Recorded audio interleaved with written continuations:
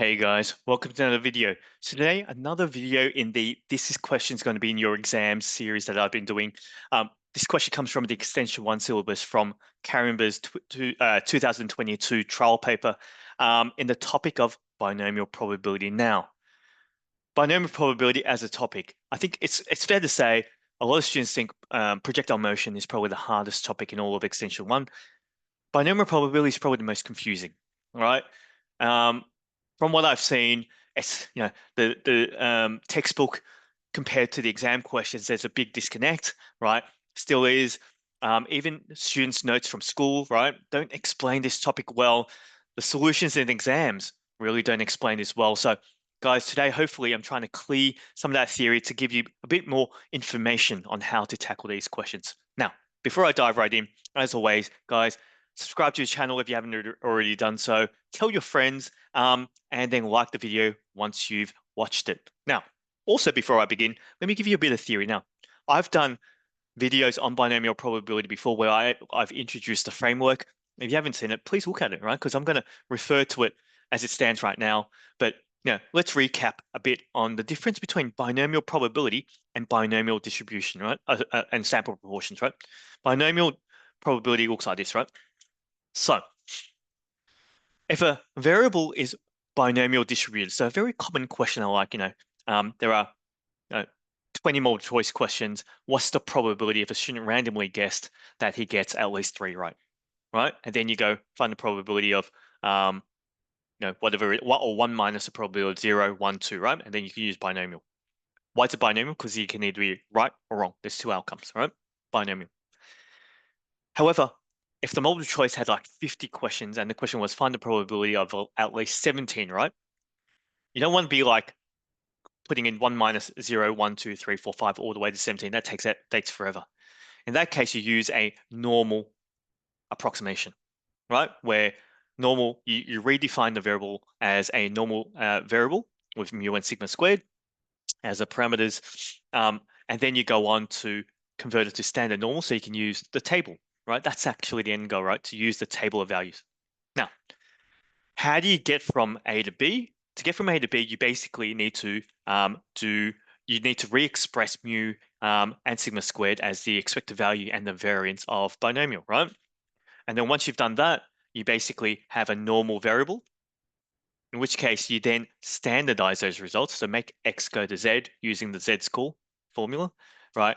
And then once you've done that, you've got a standard normal variable, which is a normal variable with a mean of 0 and a sigma squared of 1. Now you can use the table, right? That's binomial probability. Guys, sample proportions, what's the difference, right? There are 3 key differences that I've highlighted that makes a binomial probability question different to a sample proportions question, right? Yeah. So obviously, sample proportions, for it to be different, in the questions like this, right? Let's say, for example, there's another common question that says, in a school of 1,000 kids, I want to know the probability that they like the color red. If the question starts talking about the number of students, for example, they go, find the probability that 200 students like red, or at least 200 students like red, right? If it's talking about number of students, that's binomial probability. If they're talking about percentages, if they go, find the probability that at least 20% of the students like red, that's sample proportion. So the moment they define the variable that you want to find as a percentage, sample proportions. If they're defining the variable as a number of things, binomial probability. If you're using sample proportions, really the only thing that changes is you re-express the variable as p hat, and then you re-express the mu and sigma squared as p and p1 minus p on n respectively. That's it. Everything's the same. You journey from A to B and then B to C, right? In the same way, using slightly different mu and sigma squared. Now, today's question, I can actually do it using both, but the question pushes you towards sample proportions because it uses the word. So what I'm going to do, I'm going to copy this formula and I'm just going to paste it, right? Let me just zoom out and just paste it here as a picture, so then I can use it as guiding reference, right? Okay, let's have a look at this. Caringbah 2022. Records show that 20% of students right? At a school play a musical instrument. There are 100 students, right, at the school. Seconds to determine the proportion, right? So it's talking about sample proportions already. So it should push you to the sample proportions formula, right? Question 1. Find the mean and standard deviation of the sample proportion, right? It's quite obvious that I can do it this way. Using the following extract where Z has estimate the probability that the sample of 100 contains at least. Now, this is where it gets confusing, right? This is where students need to be, if you're not clear about this, you will be confused because the question says, I want you to find at least 18 and 26 people who play instrument. Let's talk about the number of students. So if they talk about numbers there, it should be binomial probability. So you have to re-express that as percentages. So in other words, when you're doing this question, it's not good enough for you to go if you go and find the probability that X is less than or equal to 18 or whatever, that's not good enough. You're going to get confused because you're using sample proportions in part 1, and now you're using binomial theorem in part 2. They're different. The formula is different. So you have to re-express this as a percentage. Right? So when it says at least 18, there's 100 students. So this becomes like 0.18 or 18%. This becomes 26%. Yeah, this question is really good because it actually blends two concepts together, but you have to be super clear for you to do this question, right? So I'll do part 1. Part 1's super easy, right? It's a binomial probability. Oh, so from the question itself, there are 100 students, so that's N. And there are 20% of students that play music, so that's P, right? P equals to 0.2 and N equals 100, right? So if I define the variable of P hat to be something that's binomial, right? P hat is the percentage of students that play musical instruments, right? Where this is N and this is P. Therefore, mu is P, so that's 0.2, and sigma, right? So is the square root of P1 minus P on N. And so that's like square root of 0.2 times 0.8 on 100. Guys, punch in the calculator. I think it's nice, actually. 0.04. Tick, tick. Is that okay? Now, right now, I'm working with percentages, right? Okay. So for part 2, let's have a read again, right? I went through that a bit quick. Find the probability that a sample of 100 contains at least 0. So it's greater than that. And okay, so it's just between statements. So it's basically saying find the probability that P hat is between 18% and 26%. Yeah, 26%. Now, right now in my mapping, right? Let me go to my mapping here. So I'll park that over here. I'll go down. Yeah. Right now, I'm over here. Right? I need to be normal, right? I need to get normal. So then I'm going to basically replace that variable in the middle with X. Numbers don't change, right? Yeah, numbers don't change. But I need to identify this, right? Which I have upstairs, right? I've got mu and sigma. Okay, that's fine. Now, next step, I'm going to standardize both numbers, right? So I'm going to turn the middle variable into Z, right? I'm going to standardize. And what do I mean? You take whatever the value is here. To standardize, you minus mu, which is what, 0.2. You minus mu to both sides, and then you divide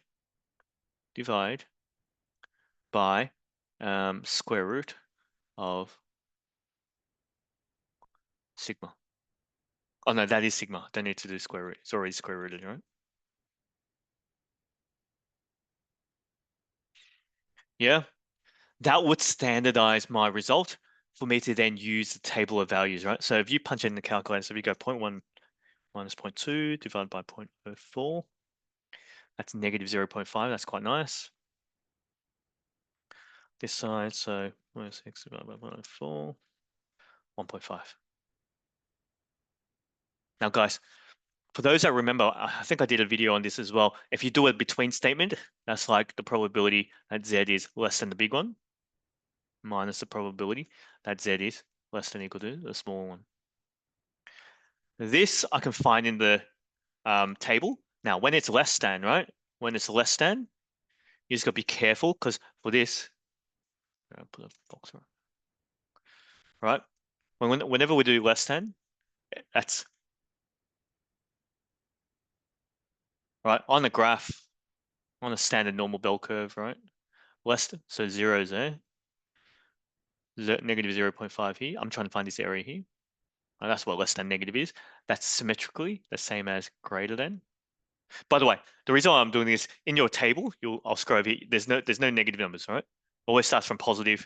So I need to, when I get a negative, I got to somehow make it into a positive. So what I do, I use the symmetry of this bell curve and say that that is equal to probability of z greater than 0.5.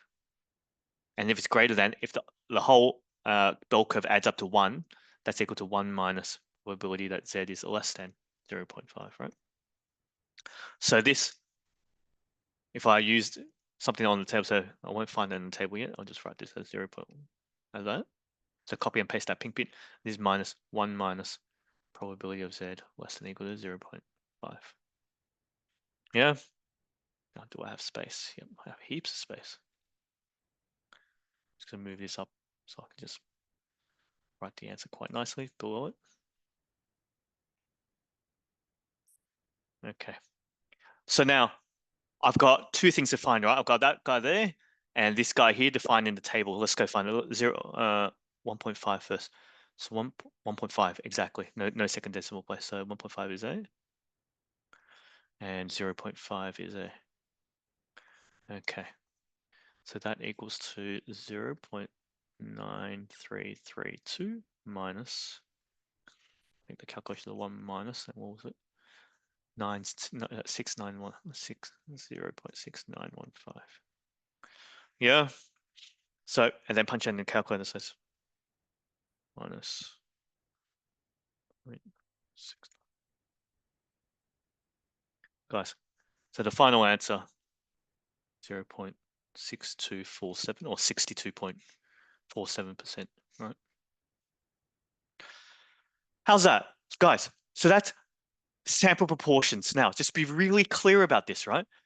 How do you know what sample, well, this question tells you, but what happens with sample proportions? If they're asking the question, find the probability at least 18 students, 18 doesn't work with sample proportions. Sample proportions is a proportion, right? It's a percentage. Convert that to a decimal, to a percentage. 18 over 100 is 18%. Yeah, so they gave you the number of students, so they gave you the sample that you're working with, so you can work out the sample proportions. How's that, guys? Hopefully that clears up how to do sample proportions versus binomial probability. If you like that video, please subscribe to the channel, tell your friends, and now like the video. Thank you very much. I'll see you at the next one.